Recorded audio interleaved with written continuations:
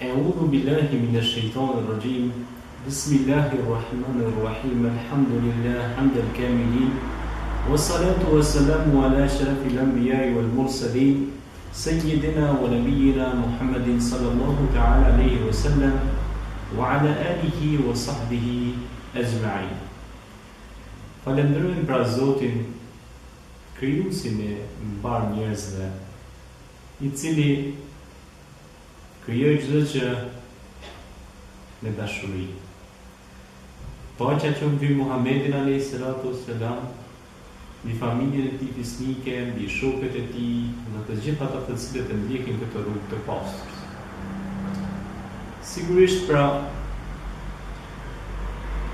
filozofia e krijimit të njeriut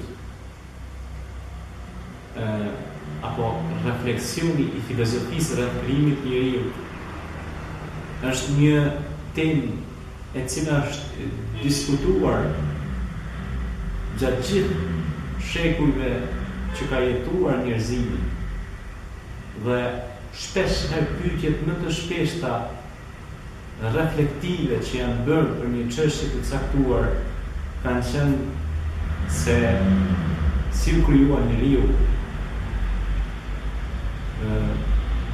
çka pas vdekjes, çka është gjumi, pastaj ku shkon shpirti. Pra pyetje të ndryshme filozofike të cilat kanë qenë kurrështare nga gjeneratat dhe njerëzit që kanë jetuar në kalume, por edhe që jetojnë sot në kohët e sot. Pra njerëzit kanë bërë shumë pyetje dhe janë kanë shumë të interesuar se si janë krijuar, ku do shkojnë pas vdekjes, çka është gjumi dhe çka është shpirti. Ne inshallah do të ndalim në këto 4 pikë, të cilat I ka shpjeguar Zoti I Madhërisht në Kur'anin Pamëllat. Por edhe pejgamberët të cilët I ka dërguar Allahu Zoti xhaleshallahu nëpër umete apo popujt dhe civilizime të caktuara. Pyetja si jemi krijuar. Në lidhje me pyetjen se si jemi krijuar, Allahu xhaleshallahu na thotë se ne ju krijuam, pra Allahu thotë khalaqal insan, pra unë krijova njeriu. Pra e krijoi njeriu etap pas etape. E krijoi njeriu nga balta që ka erë. Pastaj thotë e krijuam njeriu nga një ujë I bashkëzuar. Pra kjo është një shkencë e cila është zhvilluar nëpër etapa të ndryshme dhe normal se kush është krijuesi I njerëzve është Allah, Khalik, po krijuesi është emri dhe cilësia e Allahut që ai është krijuesi. Laqad khalaqna al-insana fi ahsani taqwim thumma radadnahu asfala safilin, pastaj thot Allahu në Kur'an, pra ne e krijuam njeriu dhe e ngritëm shumë lart. Pra ishte me objektiva të caktuar ky njeri. Pra kur shtrohet pyetja rreth krijimit të njeriut, nga pra pastaj në borxhet e nënave, nga uji I bashkëzuar, pra nga bashkimi I gjinisë femërore të mashkullore dhe procesi metabolik apo procesi I bashkimit të vezorës dhe lëngut të bardhë, pra po flasim gjithmonë tek mashkulli. Këto dyja janë procese të cilat ndodhen me urësinë e Zotit subhanahu wa taala. Dhe vjen deri tek dhënia e frymës, kur fëmia është hapat e parë në barkun e nënës nga Gjibrili alayhis salam, që se të Allah në Kur'an, wa nafakhtu fihi min ruhina, dhe ne pra I frym prej shpirtit tonë. Mirë po thuhet se shpirta ka ndonë nga shpina e Ademit a.s. I cili ka qenë njeriu I parë në rozën e toksirot. Pra si njëtë si humanus ose insani I parë, njeriu I parë në tokë. Pra, pse jemi krijuar? Cili është qëllimi I ardhes tonë këtë botë? Janë shumë pyetje që sillen rreth çështjes krijimit. Të cilat po të bisedonin, do t'i konsumonin, do dilnin ligjërata, tema, janë shkruar shumë libra rreth krijimit. Nëse është krijuar njeriu, krijimi I njeriu. Janë bërë diskutime ndryshme se si njeriu ka ardhur këtu, si Ademi pra doli nga xheneti, si ndodhi mashtrimi nga shejtani. Dhe gjitha këto pra kanë objektiva studimore të cilat janë diskutu në për tefsire, në për shembull se shkojmë në tefsirin e Ibn Kathir apo Ibn Rajab apo tefsire bashkëkohore të përpjekjeve të nxënësve të dijes apo tefsireve të njerëzve të thirrur pra në rrugën e diturisë. Dhe tihet se kush na krijoi ne na krijoi pra ai I cili është I pari që s'ka fillim dhe I fundi që s'ka mbrëmje është Allahu dhe shanhu. Pastaj pyetja çka pas vdekjes? Normal se jeta e përtej. Sepse po mos ishte jeta përtej me njeriu do të ishte një kopje laboratorike pra do të ishte thjesht një eksperiment për laborator. Sepse nuk do të kishte shpresë, optimizëm, do të thoshte se unë do të jetoj në këtë botë, pastaj do të vdes dhe do të marr fund çdo gjë me çështën time. Mirë, po kur ai e din se ekziston xheneti, që është dashuri e madhe dhe vepër e madhe që është krijuar nga Allahu dhe është përgatitur për njerëzit e mirë, që kanë dashuri për njerëzit e urrëtie dhe përçarje, por vetëm dashuri dhe afërsimi me një tjetër. Pra, kur mendon për atë, ai punon në këtë botë sepse përgatitet edhe për botën tjetër. Pra, e mbjell farën këtu t'i haj frutat edhe atje edhe këtu, por në të dyja botët. Kjo botë është një rrugë kalimtare që të çon pra drejt objektivave të tua që ti I ke përsaktuar pra. Dhe normal se për çështjen e vdekjes Allahu thot në Kur'an alladhi khalaqa al-mauta wal hayata liyabluwakum ayyukum ahsanu amala wa huwa al-azizul ghafur. Pra ne kemi krijuar pra jetën dhe vdekjen mirë provu gjithë të cilën për ju si është më vepër mirë. Se që kjo vepër mirë është kultivim që me të sjell ty mbarësi dhe mirësi dhe gjitha të mira në këtë botë në botë. Siç është duke janë kuranore që e bojnë në namaz, Rabbana atina fid dunya hasanatan wa fil akhirati hasanatan wa qina adhaban nar. Pra, o Zot na jep mira, këtë botën tjetër dhe nga ruaj nga çka? Nga podia, zjarri, dënimi, penalizimi. Pastaj pyetje të tjera, pra, të cilat I shtrojnë njeriu shpesh vetvetes, ku do shkojë. Pastaj pyetja rreth shpirtit. Yeselunaka 'anil ruh, si thotë në një ajet kuranor, pyesin ty për shpirtin. Thuaj që për të u është kalin, pra, ju është dhënë shumë pak dituri, njohuri rreth tij.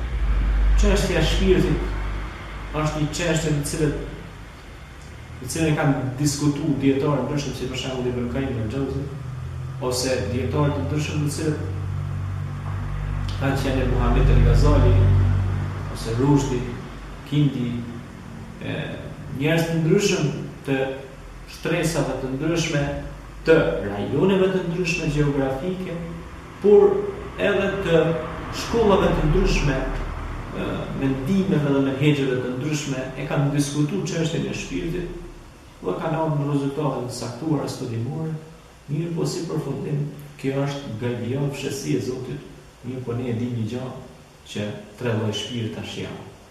Pra, shpirti që është nefsul mutmaina, po shpirti që është i bindur plotësisht nefs. Shpesh herë pra shpirtin e gjejmë si nefs. Shpirti që është i bindur plotësisht ndaj mirësisë Allahut, ndaj adhurimit ndaj Allahut, ndaj Zotit i dhe është në mbarësi dhe në drejtim duhur, si dhe shpirti jo stabil, pra i qërtushëm, që nuk është vendos ende në një segment, apo në segmentin e duhur, që është i kënaqur Zoti njerëzit, sepse Zoti kur është i kënaqur me punën e atij shpirti, atij njeriu apo atij nefsi, atëherë automatikisht edhe njerëzit do të jenë të kënaqur, sepse Zoti na urdhon në drejtësi. Ne, nëse veprojmë në drejtësi, Zoti është i kënaqur, por edhe krijesat janë të kënaqura, sepse ky është relacioni pra. Relacioni krijues, krijesë dhe krijesa. Pra ti si krijesë ke marrë këtë amanet apo këtë detyrë mbi vete që duhet ta bartësh në këtë rrugë dhe në këtë ull të pastër shpirtërore. Tjetra pastaj është pra se shpirti është një gjë metafizike që nuk shihet, nuk preket me dorë, por shpirti është siç ata pra shpirti, një shpirti jestabil dhe shpirti Zoti na ruaj pra që mendon që vepron negativisht, nga që është i mbushur me gjëra të mëdha. Dhe prandaj duhet që mes këtyre ekuilibrave, pra ekuilibri i lartë, i mesëm dhe jo stabil dhe i rënd krejt për to, duhet të mendojmë se si të shkojmë dhe perfekcionimit të shpirtit tonë.